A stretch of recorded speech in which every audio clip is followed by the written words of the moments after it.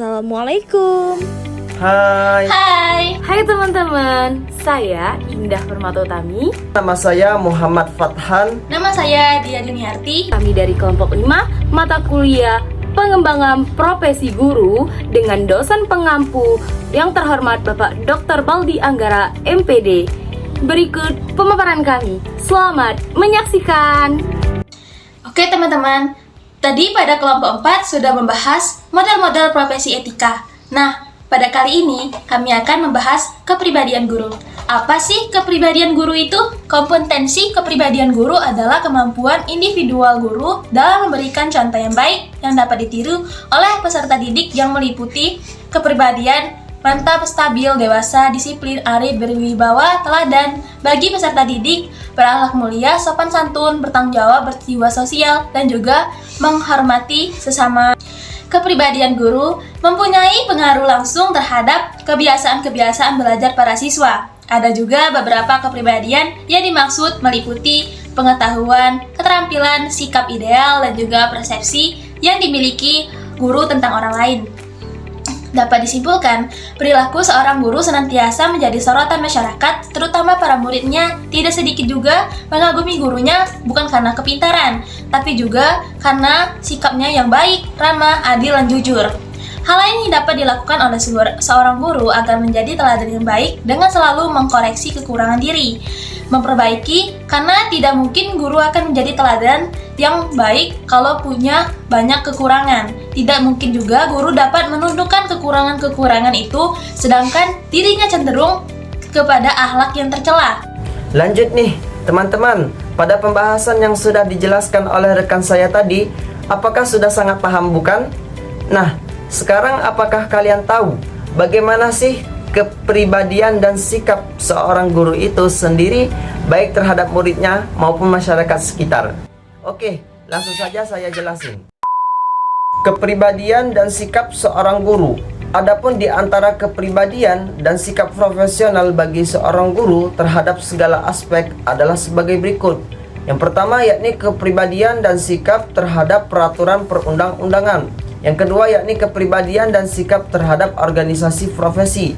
Yang ketiga yakni kepribadian dan sikap terhadap teman sejawat. Yang keempat yakni kepribadian dan sikap terhadap anak didik. Yang kelima yakni kepribadian dan sikap tempat kerja.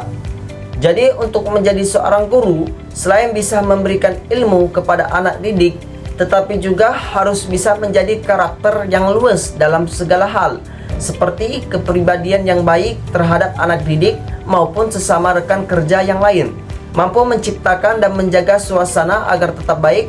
Seorang guru juga harus paham dengan tugas, undang-undang, dan kode etik guru yang harus dilaksanakan dengan baik.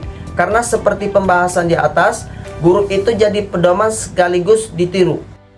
Kepribadian yang harus dimiliki guru dalam perspektif Islam menurut sumber jurnal, yang pertama yakni ikhlas, yang kedua yakni takwa, yang ketiga yakni ramah, dan yang keempat yakni sopan, dan yang terakhir yakni santun.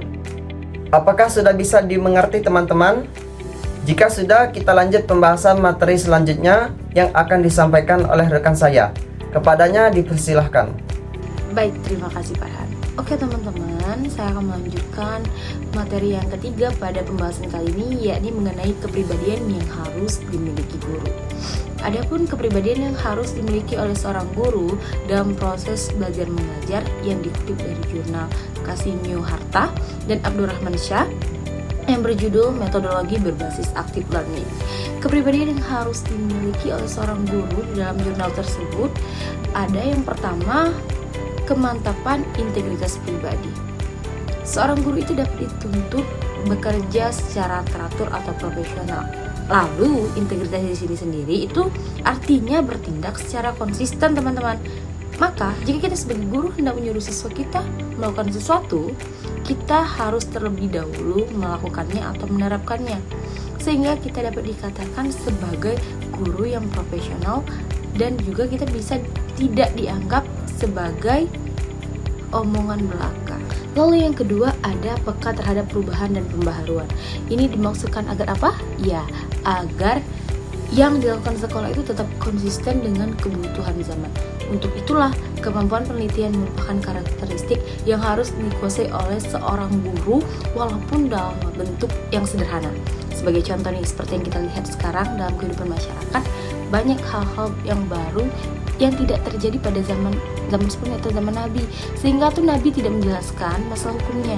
Jadi kita seorang guru tuh harus peka terhadap perubahan-perubahan yang terjadi dengan mengadakan suatu penelitian agar tidak terjadi ketinggalan zaman yang disebabkan adanya tatanan baru dalam kehidupan masyarakat. Yang ketiga, ada adil, jujur, dan objektif. Adil artinya menempatkan sesuatu pada tempatnya, sedangkan jujur artinya tulus ikhlas dalam menjalankan fungsinya sebagai guru. Lalu objektif artinya menjalankan aturan apa yang telah ditetapkan, tidak pilih kasih. Nah, jadi dapat disimpulkan bahwa untuk menjadi seorang guru dengan pribadi yang baik, maka seorang guru itu seharusnya mencintai dirinya dan profesinya terlebih dahulu.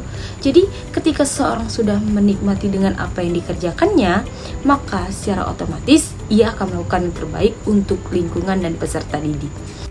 Dan yang terakhir, disiplin dalam melaksanakan tugas. Disiplin itu muncul dari kebiasaan hidup yang teratur serta mencintai dan menghargai pekerjaan, teman-teman. Jadi di sini disiplin adalah sesuatu yang terletak di dalam jiwa seseorang yang memberikan dorongan untuk melakukan sesuatu atau tidaknya sebagaimana yang ditetapkan dalam hati dan norma aturan yang berlaku. Misalnya nih, kita sebagai guru ketika mendapat jam tugas belajar pada jam pertama itu jam 7. Nah, maka kita tuh harus datang tepat waktu, jangan sampai terlambat. Nah, karena hal ini akan menciptakan suatu kondisi yang teratur dalam proses belajar mengajar, dan itu yang dinamakan dengan disiplin. Nah, bagaimana teman-teman? Apakah sudah bisa dipahami semua? Oke.